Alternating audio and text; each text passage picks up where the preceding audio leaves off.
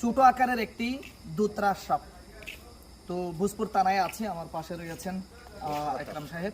এটা জানেন এটার নাম কি? এটার নাম হচ্ছে দুতরাজ। দুতরাজ বলে কিন্তু আবার দুধ খায় না, তো নির্বিষ, কিন্তু এটা অনেক দ্রুত গতিতে কামড় দিতে জানে, কামড় দিতে পারে একেবারে অনেকটা অ্যাগ্রেসিভ টাইপের এই সাপ। আমি যদি এখানে ছেড়ে দিই তাহলে দেখবেন যে কি পরিমাণ সে আক্রমণ করে। তো এটা হচ্ছে নির্বিষ। আমি শুনেছি থানার আশেপাশে অনেক সাপ আছে, বিষধর সাপ আছে। যদি কোনো সময় ঘটনাক্রমে বিষধর সাপ চুবল দিয়ে বসে, তাহলে করণীয় কি জানেন? করণীয় হচ্ছে প্রথমে উপজেলা স্বাস্থ্য কমপ্লেক্সে নিতে হবে, নিয়ে ডাক্তারের কাছে পরামর্শ নিতে হবে কি করতে হবে। জি, এই কথাটা জানার কারণ হচ্ছে, আপনার কাছে জিজ্ঞাসা করার কারণ হচ্ছে, অনেক সময় দেখা যায় সাপে যখন চুবল দেয় মানুষ কি করে ঝাড়ফুঁক করে ওঝার কাছে চলে যায়, কিন্তু ভুলেও কোনো সময় ওঝার কাছে যাওয়া যাবে না। কোথায় যেতে হবে?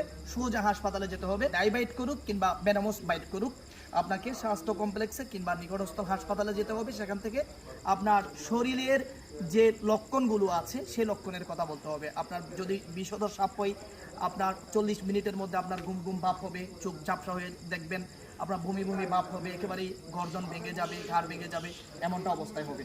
তো সেই সময় ডাক্তার বুঝে আপনার রক্ত পরীক্ষা ছাড়াই কিন্তু আপনার চিকিৎসা আরম্ভ করে দেবে। আর যদি ঝাড়ফুঁকের কাছে যাই কি হবে? সময় ব্যয় হবে, বিষ নামানো সম্ভব হবে না। তাহলে এটা হচ্ছে কি? দুতরাজ নির্বিষ সাপ। এটা কামড় দিলে কিন্তু বিষ লাগবে না, কিন্তু কামড় দেবে। এই যে দেখছেন কি পরিমাণ কামড় দিতে চাই। এটা ছাড়ার কারণ হচ্ছে মানুষ মনে করবে এটা প্লাস্টিকের সাপ, সে কারণে এটাকে ছেড়ে দিয়ে দেখানো।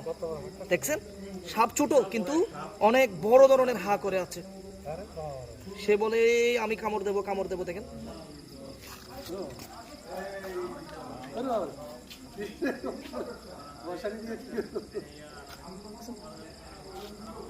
দেখছেন